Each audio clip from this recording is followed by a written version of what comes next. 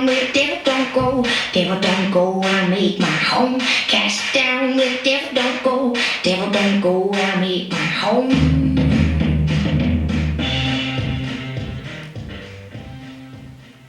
Bless me, Father, for I've sinned.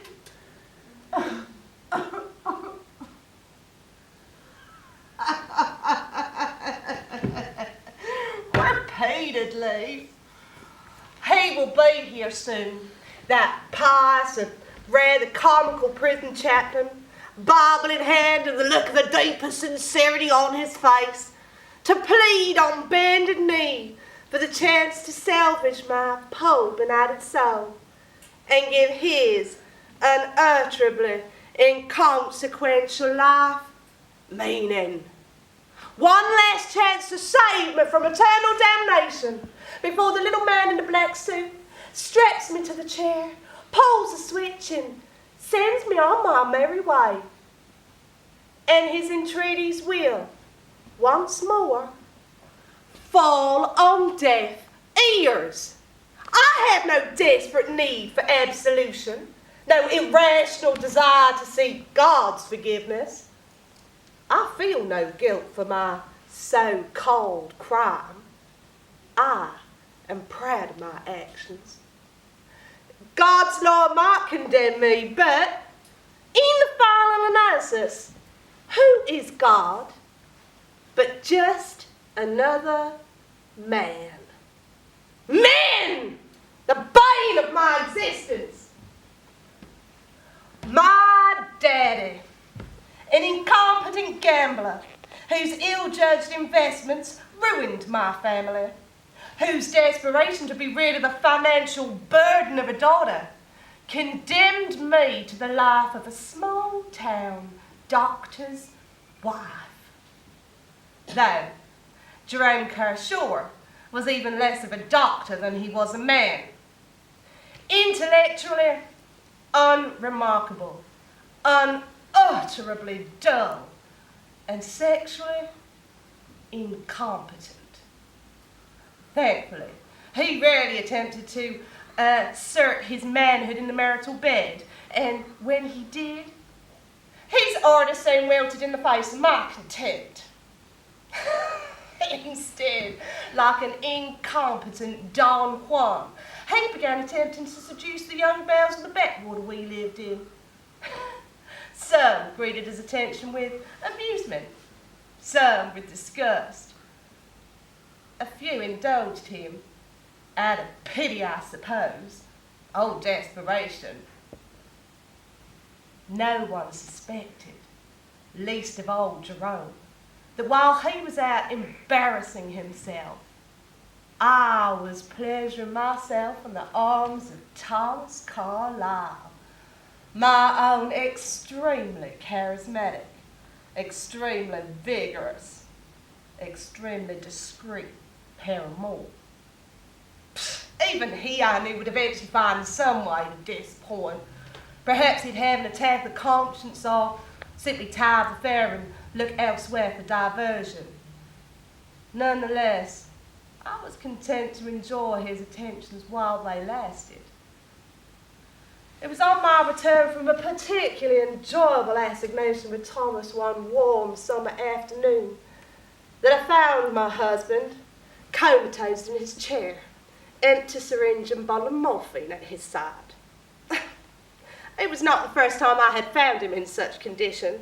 He had acquired a taste for the drug while stationed at a military hospital during the Vietnam War, and would indulge his addiction whenever he suffered any kind of setback, which was quite often. Clearly the latest prepubescent object of his affections had declined his advances. As I stared down at that drooling carcass, my eyes were upon the needle marks that peppered his left arm, and it suddenly occurred to me how easy it would be to extinguish his life in this current state. To administer an overdose, or even simply inject an air bubble in his bloodstream, would be the work of a moment and most certainly fatal. I could use the fresh syringe from the surgery, wipe any incriminating fingerprints from the murder weapon before returning it to its customary place, and then telephone the police. They would arrive, find the distraught wife, the body, the morphine, the syringe with the corpse's fingerprints upon it, and reach the inevitable conclusion that they, and indeed she, had stumbled upon a most tragic accident. He would be dead, and I would be free, and I would be safe. Safe.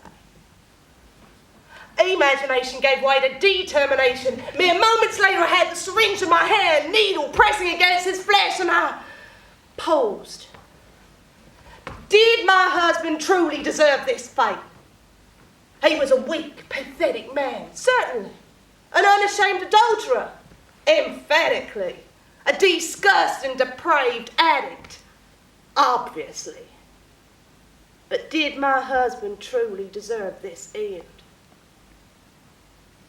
Absolutely yes, but not like this. This was just too easy for him. Too easy, too peaceful, too quick, too merciful. I wanted him to see his death coming.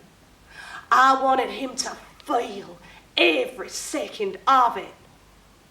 And I wanted everyone to know at whose hands he had died.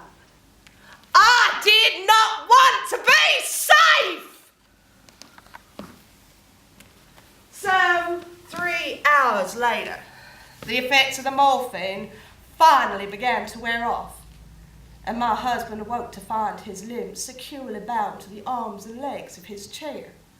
His wife knelt in front of him, naked. Why naked? Why not? He spoke my name, his voice a mixture of confusion and misplaced lust. Then his eyes fell upon the scalpel in my hand, and lust gave way to fear, confusion to anger. He began struggling ineffectually against his bonds, demanding that I release him and screaming for help. Wordlessly I stood and walked slowly and purposefully around him to the rear of his chair. His roars gradually degenerated into sobs and then into silence as the futility of his struggles finally dawned upon him. Once he was still, I put my hand under his chin and drew his head backwards so that it rested between my breasts, exposing his Adam's apple. As I looked down into those terrified eyes, a smile spreading across my face. A glimmer of hope flickered across his eyes, and for a moment he smiled weakly back, as if he thought this was some macabre joke on my part, some bizarre form of foreplay. Then, still smiling, I slit his throat from ear to ear. The scalpel was knocked from my grasp as his body was racked by the most exquisite convulsions, jerking like some comical puppet, arterial blood spraying in all directions, covering our bodies in a shower of crimson. Then, as I felt the life drain from him, as I saw his soul depart its feeble shell, I was transfixed by the most astonishing sensation of complete and utter ecstasy, so intense that I shuddered to the very core of my being with sensual pleasure. Oh, oh, oh, oh, oh,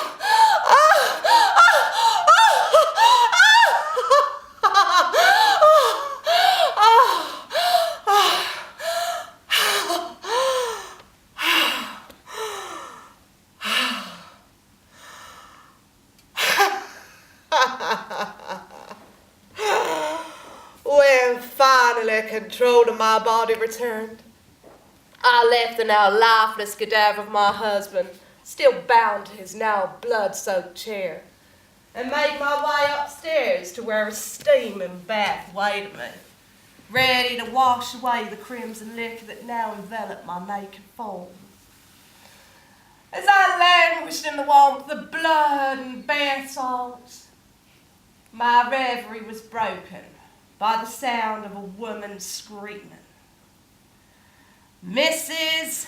Hopkirk, a notorious hypochondriac, had stumbled across Jerome's remains while seeking relief from one of the many insubstantial ailments that seemed to strike her with monotonous regularity. Serve her right, stupid woman. So, here I stand, ready and willing to face the consequences of my actions.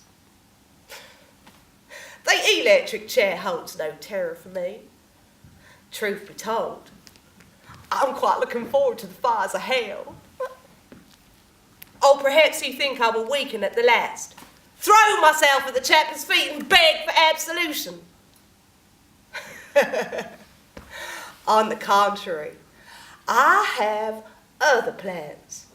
And, thanks to the negligence of the prison guard who removed the remains of my final repast, I now have the means to realize those plans.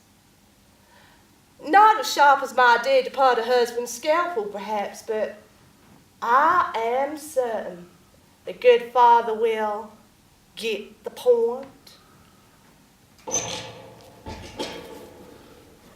Good afternoon, Father James. I have been looking forward to seeing you. Down where the devil don't go, I make my